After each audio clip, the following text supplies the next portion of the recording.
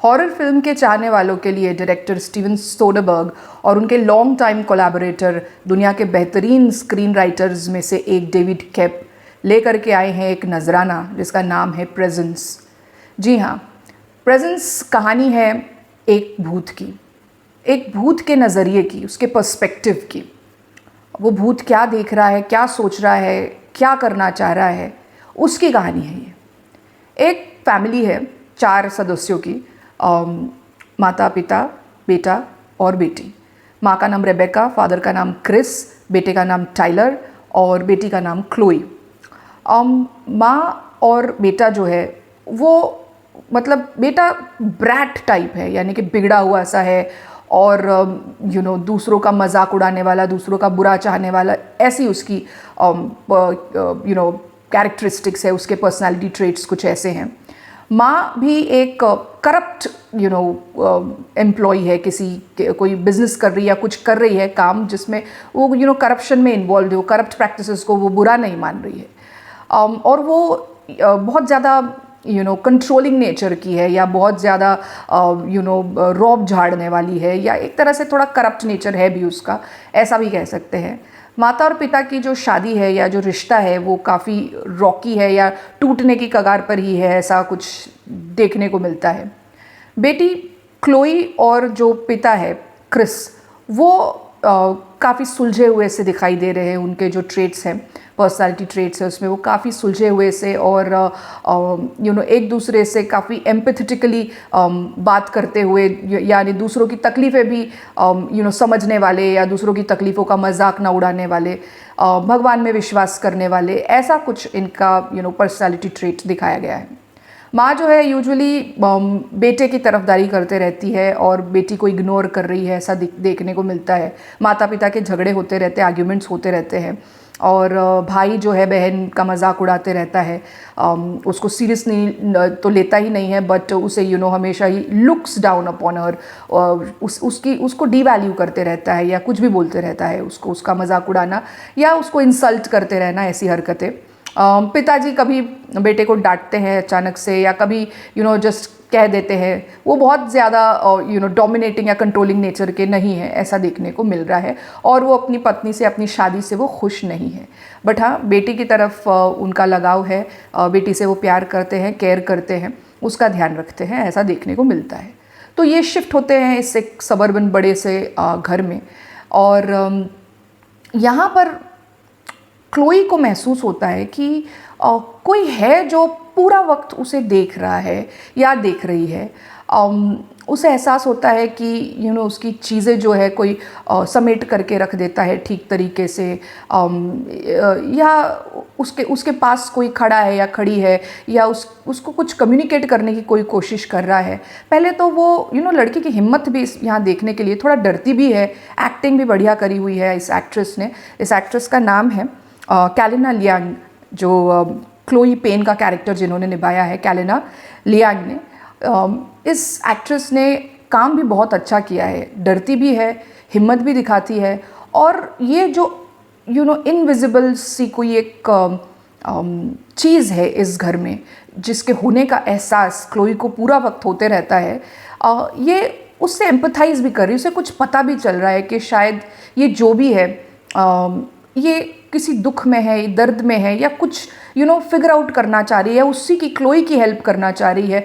ऐसे कुछ भाव क्लोई के मन में आते रहते हैं। इसके बारे में वो अपनी फैमिली से कम्युनिकेट भी करती है, उन्हें बताती भी है। माँ सुनती है, मजाक तो नहीं उड़ाती, बट भाई तो पूरा इसे हल्के में लेता है। एंड अगेन उसको लगता है एक मौका मुझे मिल गया है मेरी बहन का मजाक उड़ाने का। फादर जो है क्लोई के, वो सीरियसली सुनते हैं, क्योंकि उनकी माँ जो है क्राइस्ट में विश्वास करने वाली महिला थी, और वो भूत प्रेत आत्मा, ईश्वर परमात्मा, इसमें मानने वाली महिला थी, और वही शायद क्वालिटीज़ जो है क्रिस में भी आई हुई है। तो वो सीरियसली अपनी बेटी को सुनते हैं। बट फिर भी क्लोई के पास एज सच कोई एविडेंस नहीं होता है प्रूव करने के लिए कि उसे कैसे एहसास होते हैं, कैसे उसने आफ्टर इफ़ेक्ट्स देखे हैं, यानी कि चीज़ें जो उसके शायद पढ़ने लिखने के कोई सामान, नोटबुक्स, जर्नल्स जो बिस्तर पे पड़ी हुई थी, और वो वैसे ही बाथरूम में चली गई थी, और जब वो वापस आई तो सारी किताबें जो है टेबल पे या रैक पर ठीक से लगा के रखी गई उसको मिली, या ऐसी कोई चीज़ें, दरवाज़ा अपने आप बंद होना खुलना, ऐसी सारी चीज़ों का एहसास उसे होते रहता है। बट एज सच एविडेंस नहीं होता उसे अपनी फैमिली को ये बताने के लिए कि मैंने एग्जैक्टली क्या देखा। वो बताती है डिस्क्राइब करके, but she can not prove it कि ये ऐसा ही हुआ था करके।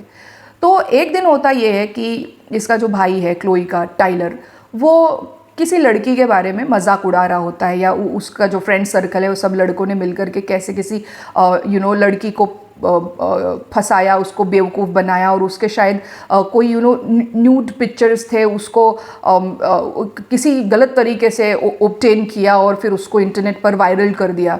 ऐसी कोई बात वो अपनी माँ को बता के हंस रहा होता है। और वहाँ पर क्लोई भी बैठी हुई होती है, वो और उसके फादर भी होते हैं। उन दोनों को ये सुन करके अच्छा तो नहीं लगता है, और क्लोई को वहाँ भी बैठे बैठे पूरा टाइम ऐसे लगता है कि कोई उसके पास खड़ा है, सुन रहा है। और जैसी ये सारी बातें होती है, ये घिनौनी बातें जो उसका भाई बता रहा होता है, वो जो भूत है वो इस टाइलर यानी भाई के कमरे में जाकर के, क्लोई के भाई के कमरे में जाकर के चीज़ें फेंकना चालू कर देता है। तो वो उसे बहुत गुस्सा आता है ये सब सुन करके, और फिर सब फैमिली ऊपर जाती है और उनके सामने ही वो सारा जो नज़ारा है वो देखते हैं कि चीज़ें अपने आप अलमारी में से चीज़ें गिर रही हैं, लैम्प्स गिर रहे हैं, किताबें गिर रही हैं, शेल्व्स गिर रहे हैं, और वाइब्रेशंस हो रहे हैं जिसकी वजह से उस कमरे की ज़मीन भी हिल रही है। इसको वो एक्चुअली विटनेस करते हैं, और जो वो डरते हैं और भागते हैं घर के बाहर, सीधा जो उनका बैल्कनी जैसा एरिया होता है वहाँ जा कर के खड़े होते हैं और बात करते हैं। तो जो क्लोई है वो कहती है कि उनकी कम्युनिटी में ऐसा बैकड्रॉप में दिखाया भी गया है कि रहस्यमयी तरीके से कोई 2 लड़कियों की डेथ हो गई थी।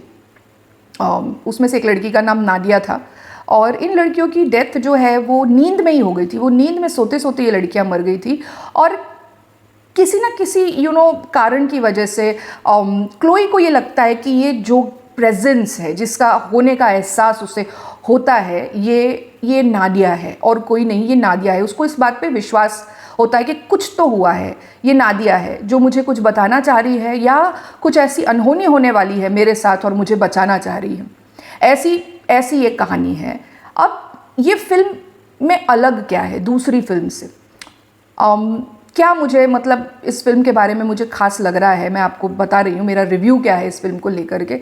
ये फिल्म बहुत अच्छी है। भूत इसमें ऐसा है जिसके ऊपर आपको दया भी आती है, जिसको आप महसूस कर सकते हैं। कभी आपके रोंगटे अचानक से खड़े हो जाते हैं, कभी आप अचानक से डर जाते हैं, पूरा टाइम स्पूकी एहसास होते रहता है।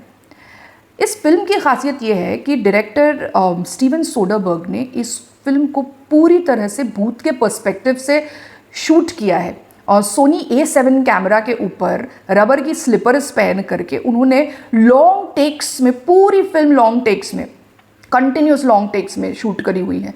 और जिन लोगों को अगर लॉन्ग टेक्स का मतलब नहीं पता है तो मैं आपको एक एग्जाम्पल दे के बता दूं। जैसे स्त्री फिल्म देखी होगी सबने, तो स्त्री फिल्म में जब स्त्री आती है और चंदेरी में जब हमको ऐसे दिखाता है एज ऑडियंस की कोई आ रहा है और चंदेरी की तरफ बढ़ रहा है ना, यानी एक ही कैमरा वो कंटिन्यूसली, तो कई बार जैसे स्त्री आई, चंदेरी में एंटर करी, फिर वो अंदर जाती है और वो दीवारों पर पढ़ती है, ओ स्त्री यहाँ मत आना, यहाँ कोई मर्द नहीं, ऐसा लिखा हुआ जो लाल अक्षरों में वो पढ़ती है। तो कैमरा कई बार उस फिल्म में भी स्त्री में यूज़ हुआ है, स्त्री के होने के एहसास को जहाँ जहाँ बताया गया। अंटिल अनलेस जब स्त्री का फिजिकल फॉर्म दिखाया गया वहाँ नहीं, वहाँ वो टेक जो है वो अलग हो गया।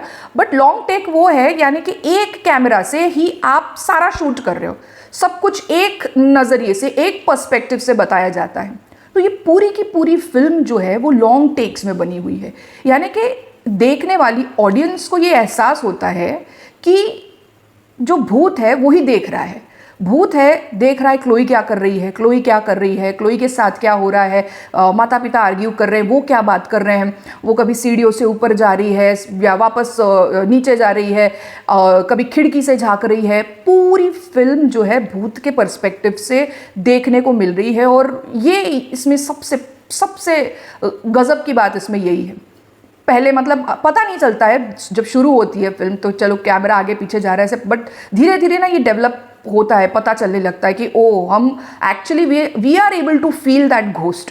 ये ऐसी फिल्म है। और फिर एक्चुअली उस घोस्ट के साथ, यानी वो जो भूत है उसके साथ क्या हुआ था और वो किस तरह से क्लोई की हेल्प करती है, उसे बचाती है, ये थ्रिल यहाँ से चालू होता है। और इवेंचुअली ये मैं ऑब्वियसली इस एंडिंग को, इस जो थ्रिलिंग एक्सपीरियंस है, कहानी का जो थ्रिलिंग पार्ट है, उसको मैं यहाँ पर रिवील नहीं कर रही हूँ। ये देखने लायक है और इस स्पूकीनेस को बिल्कुल फील करने लायक है। ये सच में हॉरर फिल्म्स के कैटेगरी में एक बहुत ही अद्भुत सा एक किस्सा जोड़ दिया है डायरेक्टर स्टीवन सोडरबर्ग ने। एंड इंडिया में ये सब जगह रिलीज़ नहीं हुई है, ये सिर्फ और सिर्फ मेट्रो सिटीज़ में लगी हुई है।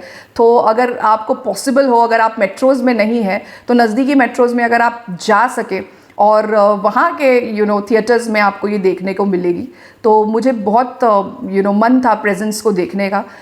सनडांस फेस्टिवल में एक्चुअली पिछले साल ही इसका प्रीमियर हुआ था, यूएसए में ये जनवरी 2025 में रिलीज़ हुई, बट हमारे यहाँ इंडिया में ये अभी 4 अप्रैल को रिलीज़ हुई है। तो एक गज़ब की फ़िल्म है और मुझे इस फिल्म को देख करके ऐसा लगता है कि अगर भूत और ये सब कहानियाँ अगर है, सच है, तो ये लगभग ऐसे ही होगा। ये कोई मतलब ख़तरनाक अचानक से कोई सरकटा प्रकट हो गया अजीब से चेहरे वाला, आई डोंट थिंक ये ऐसा कुछ होता होगा लॉजिकली। अगर कोई ऐसी शक्ति होती होगी बिना शरीर के तो वो लगभग ऐसी ही होती होगी और इसी तरह से उसकी नज़रें होंगी जो हमें देख रही है या हमें कुछ बताने की कोशिश कर रही है, अगर वो हमसे कम्युनिकेट करना चाह रहे हैं। तो ये स्पूकी एक्सपीरियंस को आप मिस ना करें। थोड़ा देखना इसको डिफ़िकल्ट है because it is not available everywhere. So अगर आप फ़ैन हैं हॉरर फिल्म्स के तो जाइए पास के मेट्रोज़ में और जाकर के इसका आनंद उठाइए, अदरवाइज़ वेट करिए जब तक ये OTT पर रिलीज़ नहीं हो जाती है। If you relate to my way of reviewing, do like, share and subscribe to my channel. See you in the next video.